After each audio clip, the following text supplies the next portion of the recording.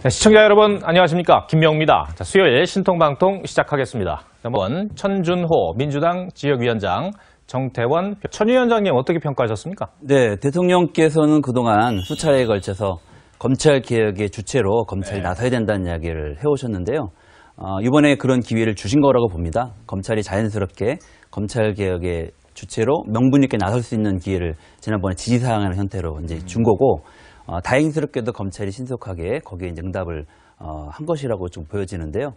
그런 면에서 저는 뭐 다행스럽다 이렇게 보여집니다. 하지만 뭐 잘 아시는 것처럼 검찰 개혁이라는 것이 이번에 검찰이 발표한 뭐 특수부를 지금 현재 뭐 7개 정도 남겨져 있는데 한 3개 정도로 축소하는 것으로 다 되는 것은 아니죠. 뭐 특수부는 축소한다 하더라도 검사들을 또 지역에서 파견받아가지고 또 보강할 수가 있기 때문에 얼마든지 그 기능이나 이런 것들을 유지할 수 있다고 보여지고, 구조적으로 중요한 문제가 이미 패스트트랙 법안에 지금 올라가 있기 때문에 그런 부분과 함께 가는 게 중요하고, 논의가 좀 필요한 부분은 검찰 내의 조직 문화를 개선한다든지 검찰권 행사 방식을 바꾼다든지, 그리고 이제 뭐 수사 관행을 개선한다지 하는 부분들은 정말 중요한 부분일 수 있고 피부로 느낄 수 있는 부분들인데, 그분들은 역시 이제 그 검찰 내부 조직의 의견 수렴 과정을 거쳐서 신속하게 내겠다고 했으니까 또 그 추이를 지켜봐야 할 것 같습니다. 우리 검 의견 주십시오. 그 예전부터 검찰 개혁의 가장 중요한 키워드 중에 하나가 이제 공수처, 고위공직자 비리수사처 설치가 있었습니다. 그게 특수부의 어떤 기능을 대체할 수 있다 이렇게 생각한 측면들도 있었거든요. 근데 어쨌든 적폐 수사라고 하는 그 어쨌든 국민적인 어떤 요구와 기대에 따라서 수사가 진행되는 것을 마땅히 담당할 부서가 사실은 없었고, 만약에 그때 공수처라는 기구가 있었다면 그 역할을 거기서 담당했을 거라고 저는 생각을 하는데요. 그 상황에서 불가피하게 특수부가 확대가 되면서 그 수사를 진행할 수밖에 없었다. 근데 패스트 트랙을 통해서 공수처 법안이 지금 상정이 됐습니다. 그 법안이 연말에 이제 통과가 됩니다. 이제 그렇게 되면 그에 맞게끔 검찰 조직도 개편이 돼야 되고 기구가 만들어져야 되는데, 자연스럽게 특수부 기능과 조직 규모는 축소될 수밖에 없는 상황으로 가고 있는 겁니다. 그것을 지금 검찰 개혁이라고 하는 어쨌든 지시, 그리고 이제 어떤 흐름에 맞게끔 검찰이 내부적 준비를 하고 있는 과정이라고 이해하시는 게 저는 적절하다고 봅니다. 그 일부 의원들은 그런 판단을 가지실 수 있다고 생각을 하고요. 여러 가지 국민들이 검찰 개혁에 대한 뭐랄까요, 좀 불만의 목소리가 워낙 높다 보니까 그런 판단하실 수 있다고 보는데, 대통령이 수차례에 걸쳐서 수사는 검찰이 엄정하게 진행하라고 이렇게 얘기를 하셨고, 또 검찰 개혁에 대해서 예를 들면 지시를 하셨기 때문에 또 검찰이 그에 또 호응을 해가지고 개혁안을 1차로 제출한 상황이지 않습니까? 이 상황에서 거치 문제를 더 논의하는 것은 지금으로서는 좀 빠르지 않느냐 이렇게 생각을 하고, 오히려 검찰이 그 개혁안을 어떻게 진행하는지를 잘 지켜보는 게 지금은 필요하다 이렇게 생각을 합니다. 일부 의원들이 윤 총장 물러나라고 하는 그런 얘기는 언론 보도가 이미 있었죠. 이고 일관된 민주당 의원들이나 민주당의 분위기는 아니다, 이렇게 보면 그렇죠. 됩니다. 근본적으로는 이제 대통령이 인사권을 행사하시는 그 위치에 있으시기 때문에 대통령의 입장과 판단이 중요하다고 보고요. 대통령 입장에서는 검찰을 검찰 개혁의 주체로서 이제 세워 놓으셨기 때문에 그 검찰이 어떻게 하는지를 보고 평가하시지 않겠냐 이렇게 생각을 합니다.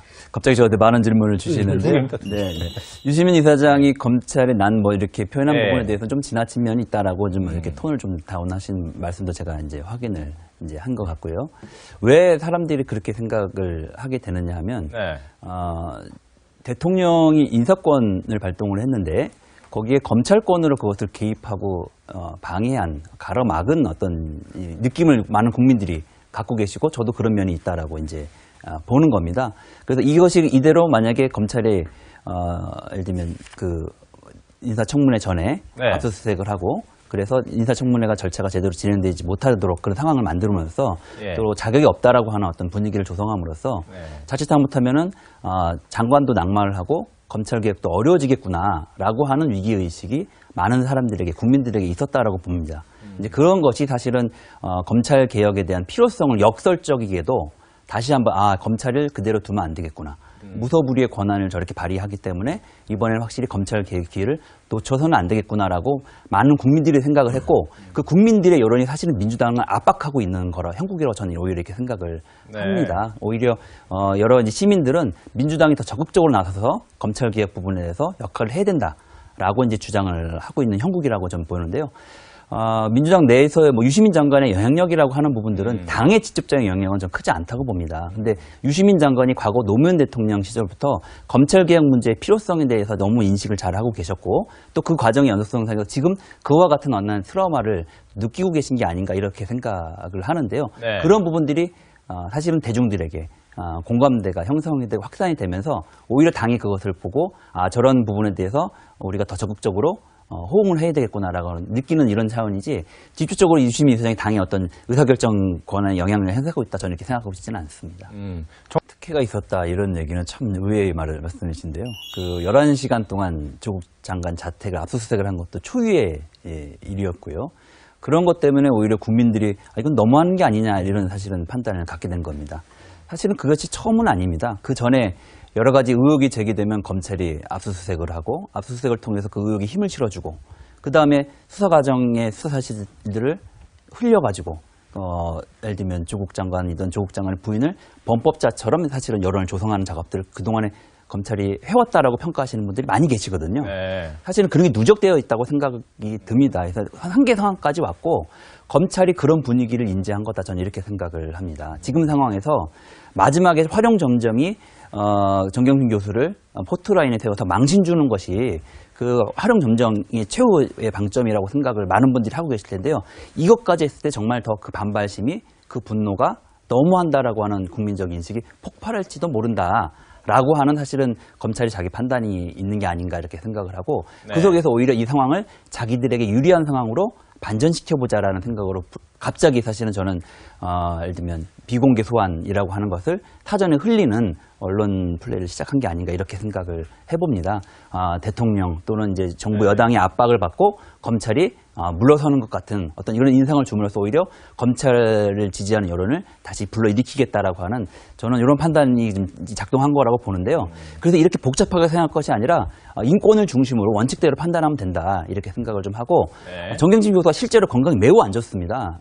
뭐 여러분들이 뭐 언론 자료를 통해서 보시긴 했겠지만 피가 나면 피가 멎지 않는 혈우병도 있으시다고 하고 과거에 큰 교통사고를 당해가지고 큰 수술을 여러 번 받았기 때문에 네. 상당히 안 좋은 건강 상태를 같이 고려해 주는 게 맞다 이렇게 봅니다. 최 의원님.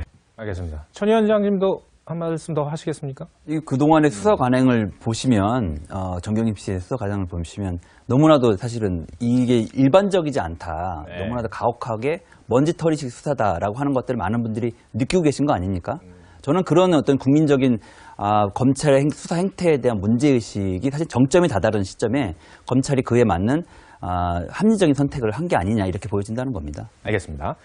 그게 만약에 잘 안 됐다면 지금 20년이 넘게 우리 사회에서 참여연대가 그래도 권력감시 기관으로서 자기 역할을 충실히 수행하기 어려웠을 거라고 봅니다. 그리고 삼성이라든지 대기업 재벌 그룹에 대한 감시 견제 역할도 꾸준히 해왔고 문제는 그 활동이 지금 오히려 참여연대 갖고 있는 위기의 핵심은 더 많은 대중들로부터 공감대를 형성하고 있느냐, 자기 활동에 대해서 지지를 얻고 있냐 이런 부분은 저는 있다고 보는데요. 네. 그런 부분의 원칙을 잘 지켜왔다고 신뢰를 하고 있습니다. 그래서 네. 이제 이 부분에 대해서도 저간의 사정을 정확하게 좀 알 수 있는 전후 맥락을 좀 확인해 볼 필요가 있고 지금 한쪽 당사자의 입장만 저희가 들은 거기 때문에 그걸 갖고 전체적인 판단을 하기에는 좀 어렵다 이렇게 봅니다. 그래요.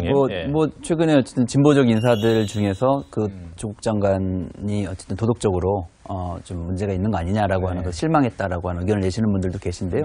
또 다른 한편에서는 조국 교수가 문제가 많다고 판단을 했었는데 쭉 진행되는 경과를 보니까 아니다.